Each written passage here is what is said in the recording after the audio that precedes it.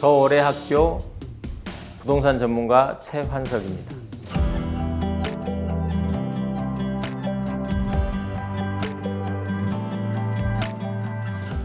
안녕하십니까. 더 오래에서 알기 쉬운 부동산을 연재하고 있는 최환석입니다. 많은 분들이 은퇴를 꿈꾸며 귀농 귀촌을 그리게 됩니다. 그리운 고향으로의 회귀를 꿈꾸게 되는데요. 은퇴 후 생활로 귀농이 단골로 언급된 배경에는 우리 베이비 부모 세대의 은퇴가 자리 잡고 있습니다. 베이비 부모 세대란 1955년부터 1963년까지, 즉 전후 이후에 태어난 세대를 말합니다. 이 세대를 통상 1차 베이비 부모 세대라고 부르는데요. 약 750만 명이 넘는 숫자로 이 인구는 현재 65세 이상의 고령층 인구와 맞먹는 숫자입니다.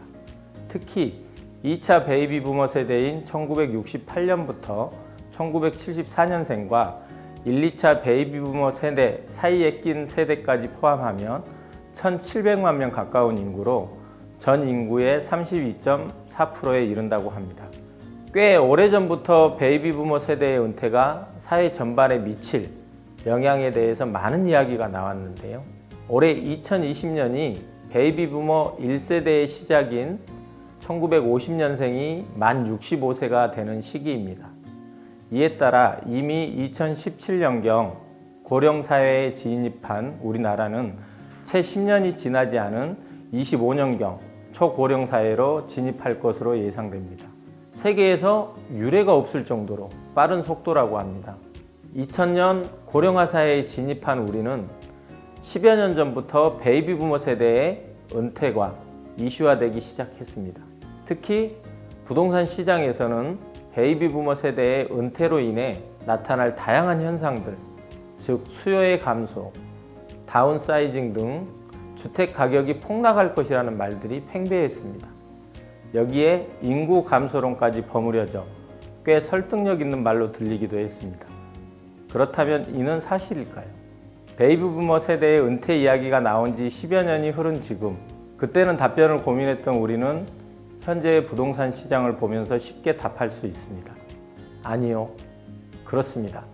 베이비 부머 세대가 은퇴한다고 부동산 가격이 폭락하지는 않습니다. 부동산 가격은 단순히 어떤 하나의 요소에 의해서 쉽게 좌우되지 않습니다. 수요와 공급을 바탕으로 매우 다양한 요인들의 영향을 받기 때문입니다. 특히 은퇴를 시작한 세대들도 우리가 예측했던 것처럼 단순히 공기 좋은 고향으로 가기보다는 생활이 편리하고 투자 가치가 높은 도심지의 생활을 더 선호하기 때문이기도 합니다. 이는 최근 통계와 설문에서도 잘 알 수 있는데요. 귀농 가구 수는 특별히 늘지 않고 있는 반면 1인 가구의 귀농은 증가하고 귀농 시 약 42%는 기존 주택을 처분하지 않았다고 합니다. 물론 최근 주택시장은 풍부한 유동성을 기반으로 했고 본격적인 베이비 부머 세대의 은퇴가 지연됐기 때문이라고 주장할 수도 있습니다. 100번 양보해서 그 주장이 맞아서 향후 주택 가격이 폭락한다고 가정을 한다면 우리는 어떤 선택을 해야 할까요? 주택 가격이 폭락하니까 서울 도심지에 있는 주택을 팔고 시골로 가야 하는 걸까요? 여기에 넌센스가 있습니다. 베이비 부머 세대의 은퇴로 수요가 감소해서, 그리고 인구가 감소해서 10억 하던 서울 아파트 가격이 대폭락에 5억이 됐는데 계속 인구가 줄고 있는 지방의 3억짜리 주택이 가격을 유지할 수 있을까요? 다른 이유로 새로이 인구가 유입되지 않는 한 그렇게 되기는 쉽지 않을 겁니다. 즉, 핵심 지역, 코어 지역에 있는 자산은 유지해야 한다는 말이 됩니다. 오히려 자산 가치를 유지하는 데 집중하는 것이 자녀에게 더 많은 부담을 주지 않는 방법일 것입니다. 다만 다음 주제로 다룰 주택연금이나 수익형 부동산과 같은 좀 더 합리적인 방식으로 부동산 자산을 리뉴얼하는 데 관심을 가져야 할 것입니다.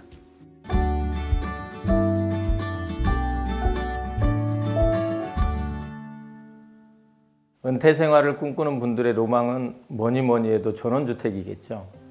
푸른 초원 위에 그림 같은 집을 짓거나 시냇물이 졸졸 흐르는 조용한 주택, 특히 남자분들이 많이 꿈꾸는 은퇴 생활 중 하나입니다. 이번엔 전원주택에 대한 이야기를 해볼까 합니다. 은퇴 후 전원주택을 지어서 또는 사서 노후를 보낼까 하는데 어떻게 생각하세요? 라고 저에게 물으신다면 저는 단호하게 노라고 할 겁니다. 너무 심플한 답인가요? 왜 그런지 한번 생각해 보도록 하겠습니다. 우선 전원주택에 얼마나 거주할 수 있는지 살펴보겠습니다.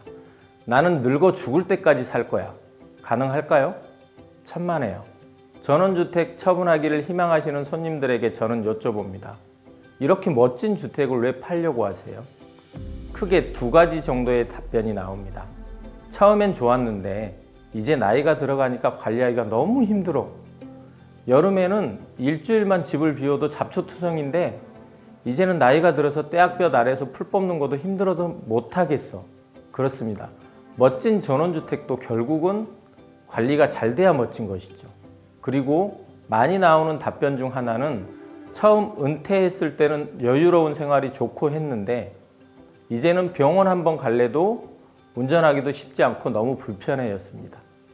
그리고 덤으로 점점 외로워집니다. 보유했던 전원주택을 처분하고자 하는 고령자분들의 가장 큰 이유는 한 해 한 해 나이가 들어감에 따라 느껴지는 관리의 어려움과 병원 등과 같은 편의시설의 부재가 도심으로의 회귀를 바라게 됩니다. 은퇴 후 전원생활을 꿈꾸는 로망은 답답하고 삭막했던 도시 생활을 벗어나 여유롭고 쾌적한 환경에서 노후를 보내고자 하는 욕구가 만들어내는 결과물일 것입니다. 그러나 은퇴 이후 여유로운 전원생활을 할 수 있는 시간은 10년에서 15년 정도로 생각보다 길지 않습니다. 은퇴자의 거주지 패턴은 은퇴 전 도심지 생활에서 은퇴 후 활동기 기간 동안 전원, 교회 생활, 그리고 이후 회상 간병기 기간 동안 도심으로의 재회귀가 이상적이라 할 수 있습니다. 그래도 전원주택을 꿈꾸고 싶다면 어떤 점들에 유의해야 할까요? 첫째, 도심으로의 유턴을 전제로 은퇴 후 계획을 수립해야 합니다. 전원에서 생활하겠다는 생각만을 가지고 과감히 탈서울을 실행하고 추후 유턴할 것을 예상하지 못한다면 마지막 노후 생활이 피곤해질 확률이 큽니다.